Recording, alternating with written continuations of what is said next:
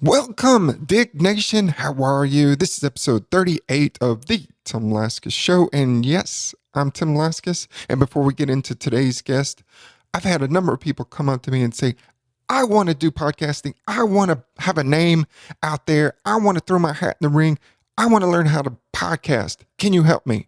And now I can. So I've created a podcast coaching program. So if you go to my website, timlaskis.com, TIMLASKIS.com, and go to the coaching page, you'll see it right there. I'm only limiting 4 people at a time because I'm busy and that's all I can handle.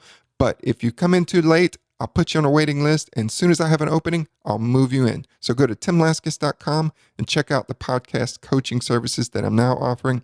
I'm also working on a workshop for beautiful Costa Rica on podcasting. How many of you out there want to be in sunny Costa Rica hanging out with the monkeys, the toucans, and the sloths? Raise your hand. Oh yeah, I know you want to be there. My wife is from there. We're very familiar with a lot of Costa Rica, not everything, not all parts, usually just the Pacific side we go to, and San Jose. But anyway, we're going to have this in Tamarindo, Costa Rica. Thinking sometime in October, maybe November, but I need to get a list. If you're interested, you don't have to commit. If you're interested, send me an email, tim@timlaskis.com, tim@timlaskis.com, and let me know if you might be interested in a 4-day podcast workshop. You're going to learn everything A to Z, all the nuts and bolts. So you will have all this information of how to set up a podcast, what equipment you need, how to do an interview, where to get your guests, all that great stuff. You'll come back with that information. Your brain will be full and your skin will be tanned. You can't beat that, can you? Absolutely not. So be sure to join me. Send me an email at tim@timlaskis.com if you're interested. Hey, today's guest is Armando Cruz. He's the host and creator of the recent Modern Man Summit. He's also an author and entrepreneur, and he owns his own gym down in Miami. Can you believe it? And he's got some incredible tips for all of you out there. And he has these kind of 6 daily things that he has to do every day that's helped make him successful. And he shares that with you. So get ready and enjoy. The Tim Laskus Show, in search of entrepreneurial gold. Tim digs deep into the minds of his guests, entertaining, down to earth, and informative. Now, here's your host, Tim Laskus. Well, hello, everyone. Today's guest is Armando Cruz. Armando, thanks for joining me today. Thanks for having me, Tim. Hey, you were telling me that you're a big-time runner, and you once ran from Miami all the way to Tallahassee. Is that true? No, but actually on my to-do list is to run across the United States. It's one of those things that I will do at some point in my life. Really? That's awesome. With shoes or without? No, with shoes. Oh, okay. All right. I do enjoy running barefoot, but no, not through there. Not through there. I think what I'd actually, in all honesty, now that you say that, what I'd love to do is do it through the most rugged areas. So instead of running through the roads, it's been done multiple times. There are records of people running across the United States. I'd like to try to figure out a way to connect everything and run across the United States, but through trails, so that I'm in trails. I just prefer trails. Wow, that would be cool. Hey, this is what I propose. I will donate $1,000 to any charity that you have, that you support, if you run across the U.S. in flip-flops. Wow. Okay. Well, I'm going to have to really consider that then. Sounds good. That'd be a great challenge, huh? Yeah. Hey, I love watching those Iron Man, I don't know, the Reebok Gladiator kind of events where they run, up and down the trails, jump through fire and climb across walls. Yeah, the Spartan races and the Spartan race. Yeah. But I would always be scared my hair would catch on fire jumping through that. And I'd be like a Burning Man running around. Exactly. It'll give you some more incentive to run faster, right? Oh yeah, that's for sure. Well, hey Armando, tell the listeners a little bit about yourself professionally and what are you currently working on? Sure. So I have multiple businesses. At the core, it's to serve people, to help them optimize their life and really create a legacy that they can be proud of. And the reason that that's important is because, or the way that's crafted, perhaps is a better way of saying, is done by the daily actions that we take. So we're all going to have a legacy, right? We're all going to have one. Some will be short-lived. People will forget very quick. Other people will leave a deeper impact. But everything will have some type of legacy. The question is are you actively writing that story, or are you just letting it happen? And so to me, I work in the realm of both the mindset from the legacy coaching work that I do primarily with entrepreneurial men.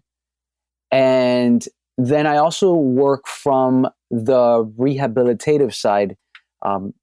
One of the things that I guess I could say is one of my magic skills is I can help people eliminate pain relatively quick. In fact, I have a practice in Miami that, that's one of the things. I'm one of the only physical therapists that guarantees that I'll eliminate your pain in 5 sessions or less, or you get your money back.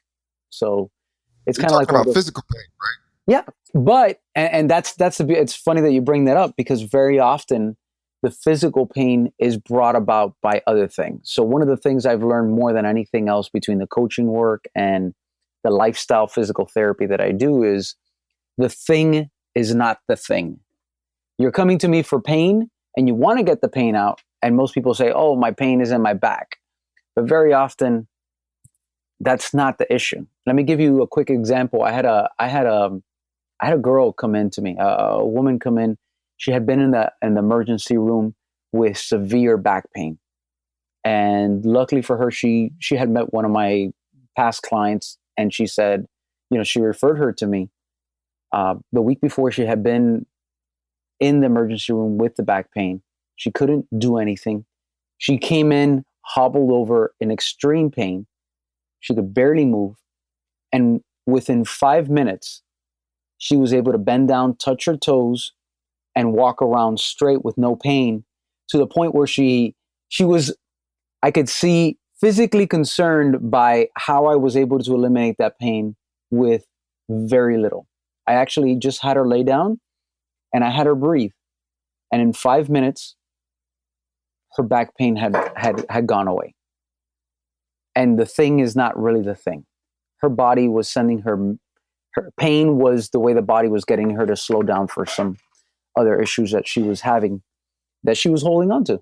And I'm not saying that that's for everything. There's some things that are, physically, I do some of that work as well. But very often the thing is not the thing. God, yeah. So many times there's an underlying cause that's usually leading to some other type of symptoms. And what about people who have some kind of a serious injury? And I would assume that is probably, who maybe needs surgery. I mean, are there any success stories that you had where people had to, they thought they needed to get surgery in order to eliminate that pain, but you were able to go in and help them without that surgical procedure? Oh, all the time. I mean, a good one is because it's the one that too often, it's the one that people fear the most, which is the back, right? Most people, if you took 100 people and you did an MRI on 100 people, probably anywhere between 50 to 75% of the people will have herniations of some sort. But not everybody is symptomatic. Not everybody has pain. Why is that? Well, very often that's not really what's causing the pain. But what happens is that you have pain, you go to the doctor, they take an MRI. Oh, your pain is because you have a herniated disc.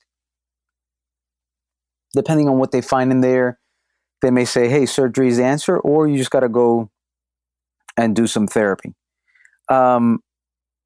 Again, going back to the original statement, the thing is not the thing, is really a big component of this, because too often people get sidetracked by thinking, oh, that's it. That's what I have. So that's my sentence to life is I have a bad back. And so either I can't do anything or I need surgery. And now I'm walking around like a victim. Are there cases where you need surgery? Sure. But I would probably say in many of the cases, that's not the case. Or let me rephrase that. In many of the cases that have come to me, that hasn't been the case. And so I've gotten plenty of people, and I say, actually, most people that come to me, they come to me as the last resort. They don't want to get surgery, and they get a referral to me. And then lo and behold, a few weeks later, they are walking around and feeling 100 times better. Did I cure or heal the herniation? No. But what I did do was allow the brain to feel safe enough so that it can move in a way that it feels like it knows that it's capable of. And that's a big component of it. Now, do you teach them skills that they can use on their own so they don't have to continue to come back to you? Or is it everything that you do with them has to be done by you? Both. At the beginning, I have to essentially, let's put it like this. Most people are at war with their body. And my job is to help be the mediator at the beginning until they can both see eye to eye. And then once they see eye to eye or have learned to communicate more effectively, then, my job is there as, again, to facilitate from the outside. It would be kind of like the best analogy I can give you, because most people are often at odds with what they're doing to what their body really needs, mentally, emotionally, spiritually, and physically. And they don't take the time to listen. The body's sending them a message and they ignore it and they push further, or they just, they just don't listen to it. And so again, the biggest thing that I do is listen and help the body, again, feel safe and have more prediction and response to knowing what's going to happen. So it eliminates pain. Right. Now, there's a lot of information out in the media today about opioid dependence and addiction. Have you seen patients who are come to you who have these pain medications that they're just addicted to? And is there anything you can do to help them? In all honesty, no. None of my patients have ever, let me rephrase that. One patient, one of my clients has expressed that. They were addicted to pain medication a while back. By the time they got to me, they weren't. And that was one of the reasons why they came to me, because all the doctors were telling him that was the answer to his problem, was that he needed pain medication. And I told him, I said, well, pain medication doesn't fix anything. It's just masking in the pain. I said, do you want to mask the pain or you want to get rid of the pain? And same kind of thing. This is somebody who has cerebral palsy, who had extreme pain, came in limping significantly. And, the pain one was on his leg, but I didn't even work on his leg. After the first session, I took him through a visualization exercise. I took him through some breathing exercises, and we talked. In all honesty, we talked. And he actually got rid of some, let's just call it internal demons that he was holding on to. The next week when he came in, he walked in a new man, and he's like, I can walk and there's no pain. He had like a smile from ear to ear. He goes, I don't know how you did that, but I have no more pain. And so, do I possess some kind of magical powers? No, I mean, it's to stroke the ego. It kind of feels good, but in all honesty, I don't do anything. Like, there's nothing physically that I do. The patient is the one, or the client is the one that actually is doing the work. I'm just there to facilitate. I'm there to bring more light to the subject, right? Like, let me give you this analogy, because one of my coaches talks about the word guru. We've seen it. We hear it all the time. In fact, people use it kind of flippantly and throw it up in quotation marks, oh, that guru. And, he made a distinction. Well, Tony Robbins, he came out with this video, I am not your guru. Yeah. So there's kind of like a negative connotation to it, right? Hey, the word guru, who are you to say that you're a guru? And so what my coach and my mentor taught me, and he's like, well, if you trace the word guru to the Sanskrit, where it comes from, the origins of it, gu means darkness and ru means light. So in the truest sense of the word, a guru is someone that brings you from the darkness into the light. So everyone can be a guru in different stages of their life, when you look at it from that perspective. And so that's my bigger mission, is how can I shine a light where there's darkness? Makes a lot of sense. Absolutely. And with you working as a legacy coach and helping people rehab and overcoming pain, you're doing great work. What would you say would be some tips for other people who wanted to, or thinking they're sitting out there right now listening to this show and they're like, I want to be an entrepreneur, I want to help people? What are some tips that you would give them for kind of following their own journey? Okay. Depending on the stage of life that you're in, will vary greatly. I am married. I have 3 kids. Okay. I act now different than if I were single. And I really didn't have any other responsibilities from my life, right? So depending on where you are, like I said, I have no problem betting the farm and it not working out, and now I'm relegated to living in a tent if I was single. But I wouldn't do that to my family right now. Could we survive? Yeah, we could do it. We love the outdoors, but one thing is going out and living in a tent because you choose to. The other one is because you have to, right? So there's a big difference that I'd act now a little bit different as a husband and a father than I would as someone who's single. So let me give you context for both. If you're single, if you're, you have really no responsibility or dependence on you, you can take more risk and be okay with it, right? Because now it's just you. You're willing to take the risk that you can handle. Okay, so number one, be clear on what it is that you want. Very often, lack of clarity doesn't allow people to move forward. So how can you get clear on what really moves you? And then build up the discipline to work on that on a day-to-day basis. Here's, one of the things that I see too often is people stop moving forward because they're trying to get it all right. And the reality is, it doesn't matter if you don't always get it right, because everything that you do is data. And so instead of focusing and instead of stopping until you've got everything right to move forward, focus on moving forward to get the information you need on how to take the next step. Because you can see a little bit further, you have a little bit more data to make a more informed decision. So don't be afraid to fail, if you want to call it that. That would be number one, especially if you're going to be an entrepreneur. If you're afraid to fail, if you think you're going to have all the answers right all the time, it's not going to happen, right? So don't worry about that. It doesn't matter. Nobody cares if it's wrong. Just make a move and fix it and keep going.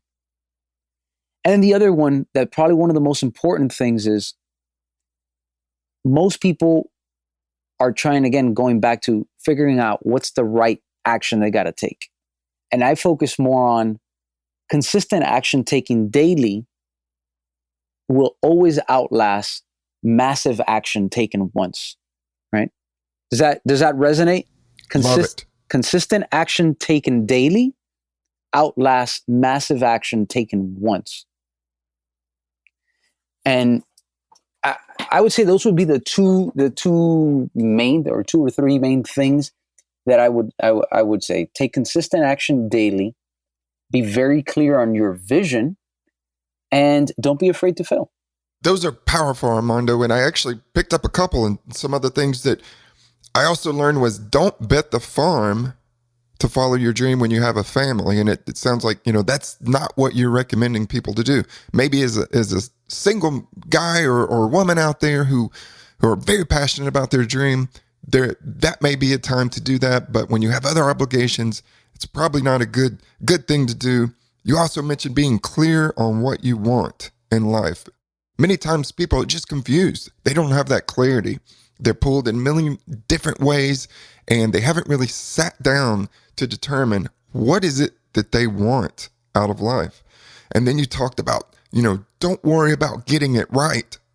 Just go forward. Many people get stuck and they never even make an inch. They're so worried about getting everything right. I got to have the perfect website. I got to have the perfect information. I got to have the business cards. I got to have the... No, what you're saying, Armando, is just go forward. And I love the most powerful one talking about focusing on consistently working toward your dream daily instead of just doing one big thing and then expecting wonders to happen. Is that correct? Yeah. Can I share a quick story? Go for it. So growing up, I played a lot of different sports, but in the school that I was in high school, English and literature was not one of my strong points. Okay. Not because I didn't speak it, but more because I just the grammatical parts of it and the literature, it just didn't, I didn't read. I didn't really read until I got into, actually, in all honesty, I didn't really read until I started my business, until it became something that now I was searching for something. I was trying to grow my business. I was trying to grow myself. So that's when I really got into reading and diving into more. But if you would have told me back then that I'd be writing a book, I would have laughed in your face. And I guarantee you, if I told that to one of my English professors now, they'd probably still laugh because it's not what I did, but to go to that point of the consistent action, it is actually 309 days today that I started focusing on 6 things to do daily. And these 6 things are very specific to me with what I want to accomplish. Do you mind if I share them quickly with you? Go for it. Sure. So the first one is a quick meditation. I do a 40 breath meditation. What does that mean? I take 40 breaths where hey, this is the time I'm stopping here. I'm taking 40 breaths. That's my meditation. Number 2, I do a minimum of 10 minutes of movement or exercise every day. Meaning, some days I go out for a 2 to 4 hour run. That's fine. Other days it's been crazy and it's going to be bedtime and I haven't done it. So I'll do like a stretching routine for 10 minutes and that counts for me. So, but it's just, I'm working on that every single day.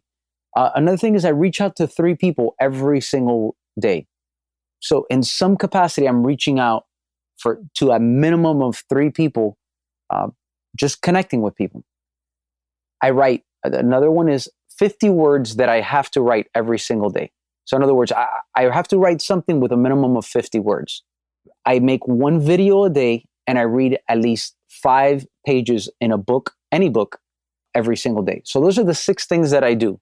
The reason I bring that full circle is because those 50 words that I write every single day, I started doing that 309 days ago.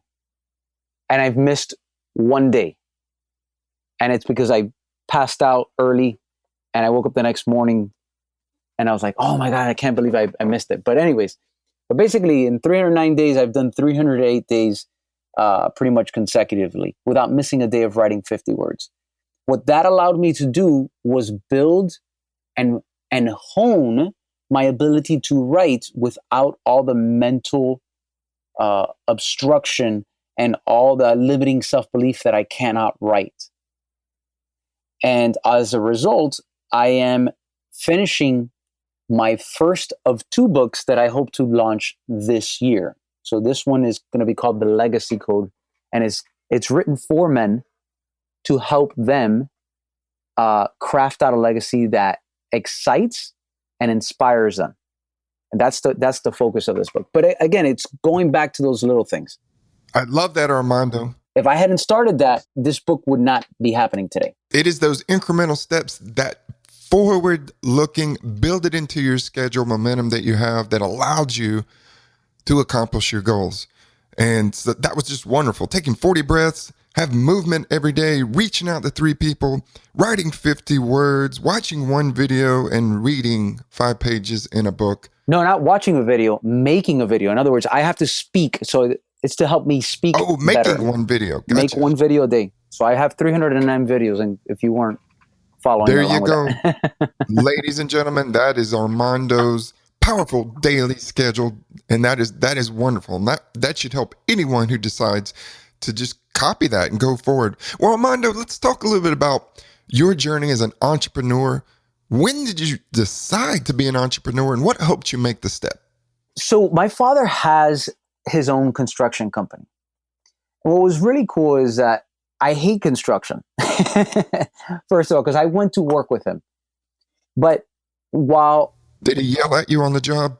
My dad did. No, Okay. not at all. The difference is that my dad would wake me up at 4 and we'd go and train in the morning, and then would be at the job site by 6 a.m. And it was not, like I said, I'm here in Miami, Florida. So when I would go to work with him was when I was out of school, which is in the summer, which is brutally hot and humid and mosquitoes. So that was my upbringing. Like, in the worst possible thing, that I was outside, digging trenches, laying block. And my dad owned the company. He didn't have to do it, but he had workers, but he'd go in there and he'd work, and he would outwork every single person there. So the reason I bring that up is my mom worked for a developer, and she still does. The thing was that my father was at every single one of my practices. He was at every single one of my games. Whenever we traveled, if we had, like a training camp or something that we were gone for a week and a half, he could go. He could go to every single one of those because he could make that time. My mom had her 2 weeks, and she had to be very, very strategic in the days that she could and couldn't take off, and the hours that she could and couldn't take off. And so I realized early on, I was really close to my dad. I am still really close to my dad. My dad was my best friend growing up.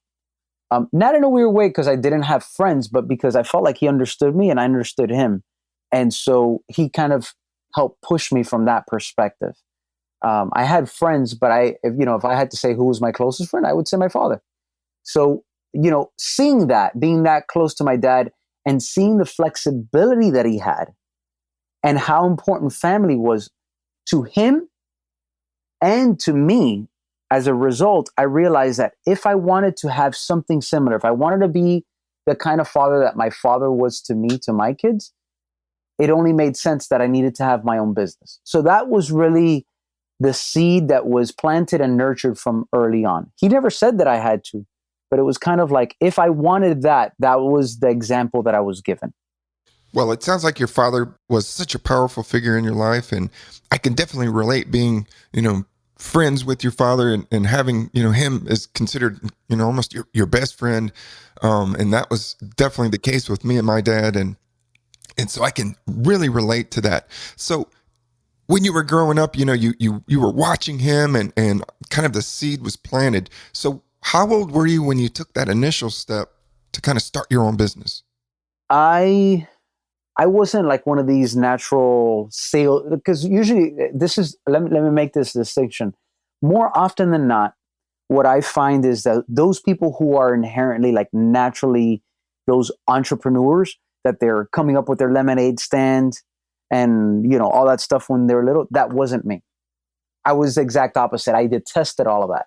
I hated selling. There was no idea, like when we had to sell those chocolates for school to raise money, I hated it. My parents ended up buying it all the time because I wasn't going to go. Same thing here. There were other things that were more important to me. In this case, sports. And I played soccer, basketball, baseball, varsity in high school, as well as cross country and track. But then, there was much deeper interest, and I was much better at running. So I ended up running collegiately. And then, after that, that's it. I wasn't good enough to be a professional, let's just say. But, at the time, I realized that, selling and being a natural entrepreneur wasn't it for me. What drove me towards it was knowing that I wanted to have a family that I controlled the time for. And that was what drove me. And so when I realized what I wanted to do, I said, okay, well, I can do that on my own. I don't need to work for somebody. When I got out of high school, I worked for a gym for maybe 6 months. And then I went out on my own. And then when I did physical therapy school, I worked for 3 months at a place, and that was it. I figured out a way to make even more money in a fraction of the time and create more results in a fraction of the time. So to me, it was about time. How can I maximize my time to be with the people that matter most? That was it. That's my driving factor for everything. So how can I serve as many people? Yeah, well, you experienced that with your dad, and it sounds like he had that time to take and be at all your games and watch you as you were growing up and not miss any of that. And that was very, very important. What kind of messages did your father give you, or if any, about how to make money or even managing your money while growing up? Didn't get much, to be honest. It was just kind of, don't spend more than you make. That was the biggest thing. Don't be the wisdom that I got was, if you don't have the money, don't spend it. That in a nutshell is what it was. There was no big investing advice. There was no, highly leverage money in certain ways. Because while he did have his workers, he was in there working. So it wasn't that he had this enterprise of, teams and teams of workers. He had one or two teams of guys, and he'd go in there and, he'd plan from the outside, but then when it was time to work, he'd go in there and he'd work and, work with them, and if he had to leave, he left. But I think the value that I got more than anything was being, first of all, authentic to who you are is really important with this. And then the other thing is, don't be afraid of hard work, and don't spend more than you make. Yeah, for sure. And so many people get in trouble with that by, thinking, well, I make a certain amount. Now this will allow me to leverage that, and I can borrow, is it up to a certain limit, triple of what I'm making. And people get into trouble quickly. But shifting right along into, earlier we were talking about physical pain and whatnot, but let's kind of go into the mental side for you, Armando. And have you experienced a time as a business owner and on your journey as an entrepreneur when you were just mentally burned out? Can you share that experience and what you did to overcome it? Yeah, that was a big defining moment for me. So I've mentioned earlier that I kind of knew what I wanted to do. I knew that I wanted to help people. I knew I wanted to serve people in some capacity. There was nothing out there when I went to college that kind of fit everything. So initially, I knew that I wanted to serve people. I thought it was just athletes initially. And so first I looked at the performance part, and I went to college and I did the exercise performance part. And then working with that, I realized that athletes get injured, or I knew that from before. So I said, well, I need to learn about the rehab. So I worked on that. And then I realized, well, performance is also dictated by what you fuel your body. So I studied the nutrition. And then I realized, okay, well, you can have the nutrition, you can have the training, but what separates the greats from everyone else? And that's the mindset. Okay, well, how do we get people in line with that? So I basically kind of built out what I wanted, and I created my business around that. I created my personal training and physical therapy studio, and we have our staff and so forth. But about 3.5 years ago, something happened that I kind of fell out of love with it. I felt that I was only making a difference on the surface. I wanted to do more deeper coaching work, but I felt trapped by my current business. From the outside, everything, looked good. Everything, I had a successful business. I had a wonderful, healthy family. I got to spend time with them. We had a house, we had a car, nothing extravagant, but it was like we had plenty. And, who was I to be ungrateful for this or not satisfied? There was a moment where I said, is that all there is? I felt like there was more and I didn't have it. Not that I wanted more. It wasn't that I wanted a Ferrari or I wanted, a house on the beach. Those are nice, but that's not what I felt. I felt like there was more to my life than this. And I felt like I was only skimming the surface. And it drove me to the point where it drove me to a level of depression.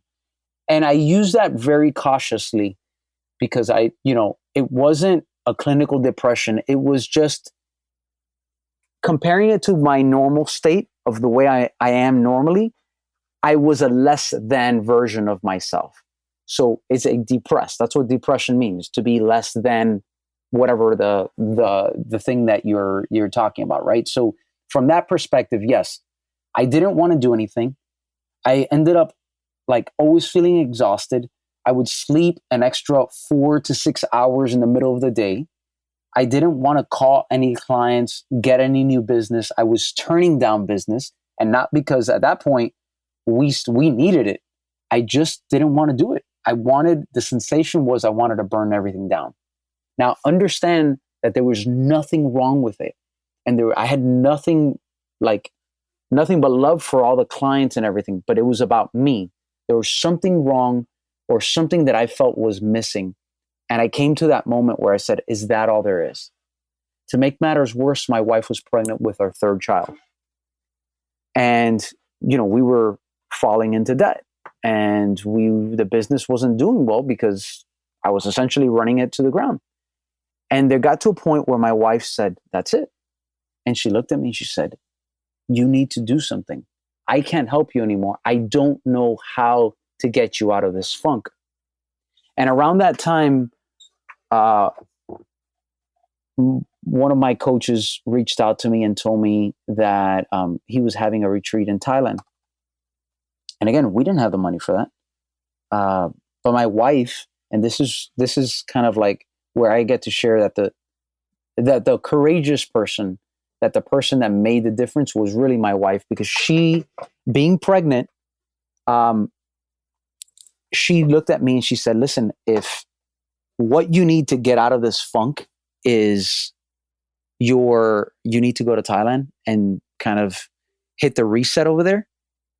Like, this isn't a choice anymore. Like, I need you to show up as my husband. We need you as the father. We need you as a provider. We need you here. I want to see the man that I know that you are. And that was like, wow, that hit hard. That hit hard for her to say that, but I was extremely grateful. Now, the retreat also happened to be during the time when my wife was 8.5 months pregnant, meaning my wife could have the baby while I was gone. And she looked at me and she said, listen, I know you want to be there. I want you to be there. But in all honesty, we need you to be here present. And if it means you going to Thailand and missing it, then that's what it means. But we got to do something different. And so I ended up going. I went to Thailand, and over there I gained a lot more clarity. I did a lot of values work, really understanding my value system. I realized that there was nothing wrong with the business. I created my coaching business while I was over there.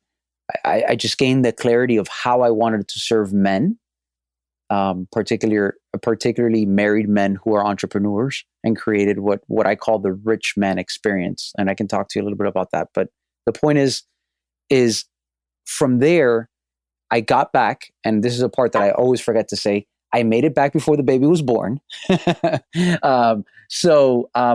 But with a brand new level of clarity, a massive level of clarity that allowed me to now really appreciate my family, appreciate my current business, and build a brand new business that helped to to serve on the many different levels that I really wanted. And that to me was one of those moments where I can look back that were defining moments where you have to make that decision. And sometimes people always talk about entrepreneurship as, especially guys, especially men, think that they have to go at it like the lone wolf. And if you hear my story, you understand that this wasn't about me, or it was about me, but it wasn't because of me that all of this happened. My wife was a huge part of this. Support helped me refocus. I have a coach, right? I hired a coach because, one of the things that I always share is you can't see the picture when you're in the frame. And sometimes you're in your own darkness, in your own crap that you can't see out of it. And having that set of eyes from the outside, a set of eyes that you trust, a set of eyes that is skillful in extracting that and then helping you see other things that you're not seeing, provides massive shifts in your life. And that's what happened to me. Absolutely. Yeah. Well, Armando, that's such a powerful story of how you were able to kind of gain insight and clarity and get refocused and just move on down the road. And your wife was right there by your side cheering you on, and everybody should have that kind of support system. And kind of out of this, it sounds like you're saying, men need to kind of get out of their minds, get out of this idea that, well, if I can't do it myself, then I'll just never do it. And we don't need to do that. Men need to speak up, get mentors, get coaches, and seek advice from other people. And there's nothing wrong with that. But before we run out of time today, quickly, Armando, what's been your most fulfilling moment of this entire journey that you've been on? Wow. Look, the work that I do is very rewarding. I get to see people every day transform their lives. Not just make a minor change and then go back, but actually mentally, physically, emotionally, spiritually make massive transformation. The gentleman that I talked about that had cerebral palsy, that walked in distraught, in severe pain, doctors telling him he needs to start taking these medications that were addictive, and he knew that the repercussions of that, because he had already overcome that. For me to be able to affect his life in one session in that way. And, I kept working on him and, diving deeper into, hey, what's really going on in your head? And how can we reshift the way you look at things? That has a lot of meaning. I don't say one is better than another one, because I believe people are amazing. And I really love being able to serve. But on the flip side of that, I also would say getting the opportunity and the privilege to be around my family. Like, we do a lot of very cool things. Like, I'm constantly going on adventures with my kids and my wife, just making the world a playground and keeping curiosity. Oh, yeah. So I would say it's kind of, if you're looking at a balance, I would say the fulfillment that I get from work and what that allows me to do so that I can get the fulfillment at home as well. That's great. And so you can't get any better than that. I hope that answers it.